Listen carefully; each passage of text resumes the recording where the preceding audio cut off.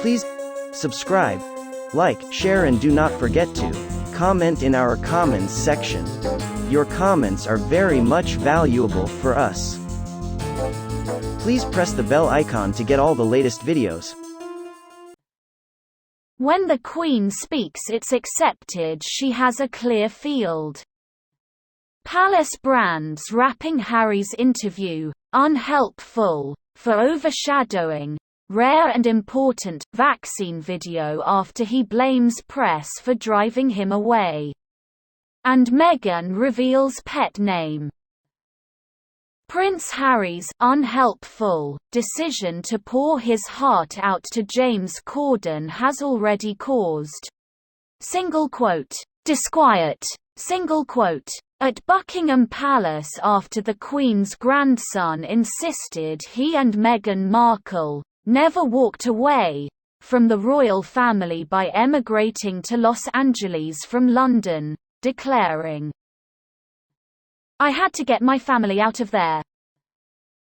The Duke of Sussex said the move to California last year was about stepping back rather than stepping down as royals as he appeared on The Late Late Show with Mr Corden, who has gazumped Oprah Winfrey to the exclusive interview with his British friend.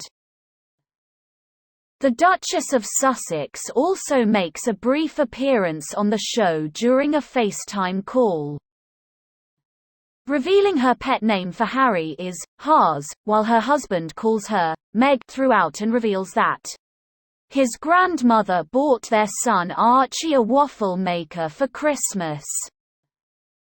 And in another extraordinary moment, Harry raps the theme tune to The Fresh Prince of Bel-Air outside the mansion where it was filmed before the royal and Mr Corden head off to complete a Muddy Army assault course together, ferried around LA on an open-top tour bus serving afternoon tea.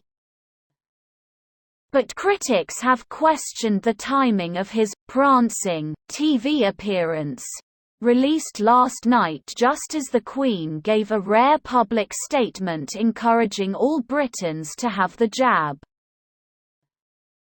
The timing of Harry's TV appearance is unhelpful and has caused disquiet at the palace, especially with Prince Philip spending his 11th day in hospital battling a nasty infection. When the Queen speaks as she has done about the vaccine, it is accepted that she has a clear field, the insider said.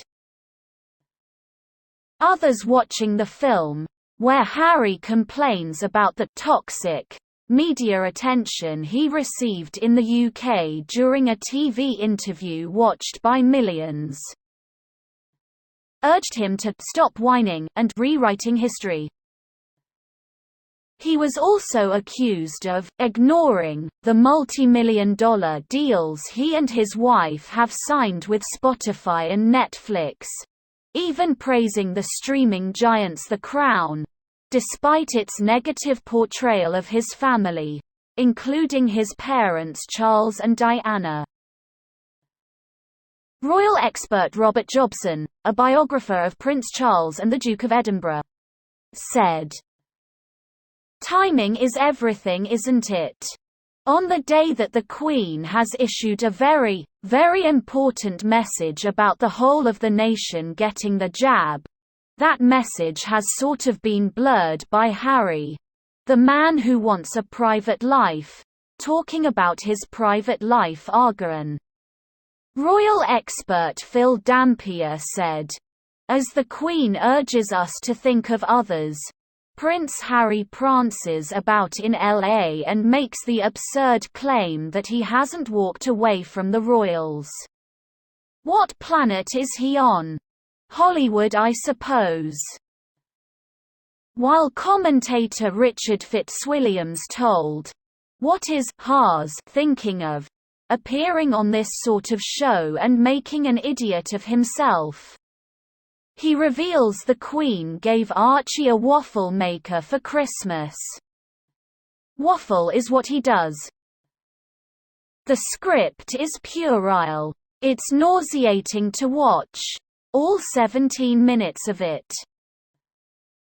Prince Harry decided to open up to James Corden about his relationship with Meghan, his son Archie, and their decision to quit as frontline royals, saying the pressure of being in London was destroying my mental health, branding Britain's media toxic. Describing the couple's decision, he said, "It was never walking away. It was stepping back rather than stepping down. It was a really difficult environment, which I think a lot of people saw. So I did what any father or husband would do and thought, how do I get my family out of there? But we never walked away." And while the interview was carried out before the Queen stripped the Sussexes of their royal patronages last week, Harry appears to know what was coming and says,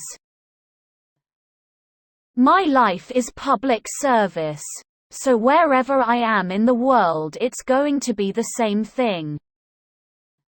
As far as I'm concerned, whatever decisions are made on that side, in Britain, I will never walk away." The royals have already been warned to hide behind the sofa when the Sussexes' incendiary interview with Oprah is broadcast on Sunday, March 7, with experts saying the Late Show appearance suggests the 90-minute CBS show will focus much more on Meghan. In a wide-ranging chat mostly carried out on an open-top bus, an off-the-leash Harry also reveals that he has had Zoom calls with Prince Philip and Queen, who sent Archie a waffle maker for Christmas, and describes his son as hysterical, claiming his first word was crocodile. He also says he knew Meghan was the one after 2 dates, describing their relationship as 0 to 60 in 2 months. In one extraordinary moment, Harry raps the theme tune to The Fresh Prince of Bel-Air outside the mansion where it was filmed, before Corden video calls Meghan, who calls her husband has and tells him not to buy it because she's done moving. Harry then pops inside to use the toilet before the friends head off to complete a muddy army assault course together. The Queen, who speaks to the Prime Minister Boris Johnson every week, is speaking out to give the vaccination program added support. Other members of the royal family, including Prince Charles and Prince William, are expected to follow suit. But the fact that Harry, who was criticized for his petulant and rude swipe at the Queen when he said duty was universal after the Megxit announcement, has appeared on TV talking about his private life. One senior source said, "This blurring of the lines doesn't help anyone. When the Queen speaks like this, it is her message that should be heard without other distractions. This lack of coordination is unhelpful." The Late Show appearance came hours after the Queen has made a historic intervention in the virus vaccination drive, suggesting it is selfish not to have the jab. In a video call with NHS officials in charge of the rollout, she encouraged those with doubts to think about other people rather than themselves. The 94-year-old monarch said her jab last month didn't hurt at all and had made her feel protected. She said it was remarkable how quickly the inoculation program had been put into action, helping so many people. Please subscribe, like, share, and do not forget to comment in our comments section. Your comments are very much valuable for us. Please press the bell icon to get all the latest videos.